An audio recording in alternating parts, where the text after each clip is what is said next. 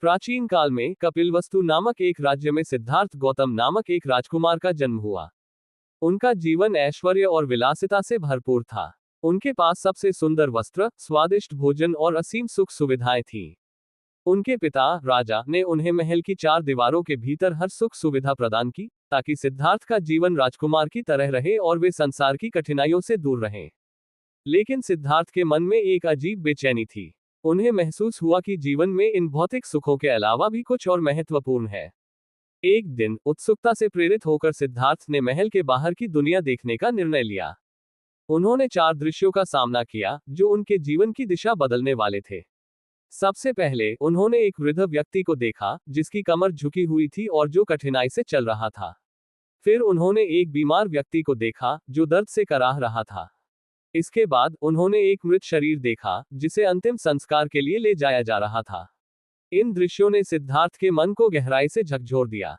उन्होंने पहली बार देखा कि जीवन में बुढ़ापा, बीमारी और मृत्यु जैसी अनिवार्य सच्चाइयां हैं। इस अनुभव से सिद्धार्थ को यह समझ में आया कि चाहे कोई कितना भी अमीर या शक्तिशाली क्यों न हो, पीड़ा और दुख से कोई नहीं बच सकता। राजसी महल की सुख सुविधाएं उन्हें जीवन की इन सच्चाइयों से बचा नहीं सकती थी। जीवन के वास्तविक उद्देश्य को समझने और मानव दुख के कारणों को जानने के लिए उन्होंने एक साहसिक निर्णय लिया। उन्होंने अपना राजसी जीवन, परिवार और सारी संपत्ति छोड़ दी और सत्य की खोज में निकल पड़े। सिद्धार्थ ने कई वर्षों तक जंगलों और पहाड़ों में भ्रमण किया, गुरुओं से सीखा और कठोर तपस्या की। उन्होंने लंबे समय तक उपवास किया, ध्यान में लीन रहे और कठिन परिस्थितियों में जीवन बिताया, ये सोचकर कि शायद यही उन्हें ज्ञान की प्राप्ति कराएगा। लेकिन यह अत्यधिक कठोर साधना भी उन्हें वह उत्तर नहीं दे पाई जिसकी उन्हें तलाश थी। अंततः उन्होंने ये समझा कि शरीर को कष्ट देने से भी शांति और ज्ञान की प्राप्ति संभव नहीं है।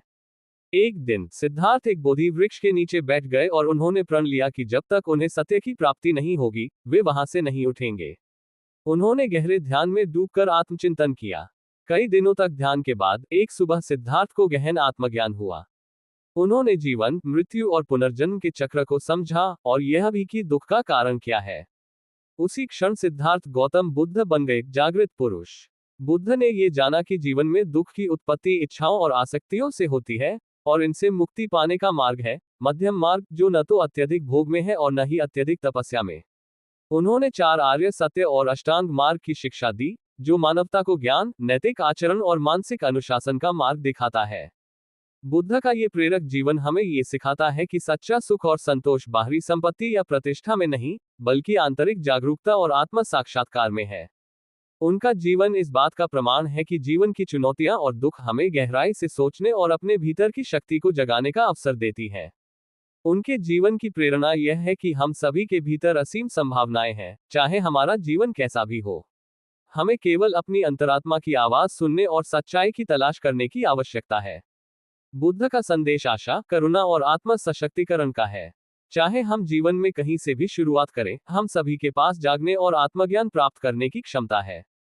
उनके मार्गदर्शन से हम भी अपने जीवन में शांति पा सकते हैं और दूसरों को भी उस मार्ग पर ले जा सकते हैं।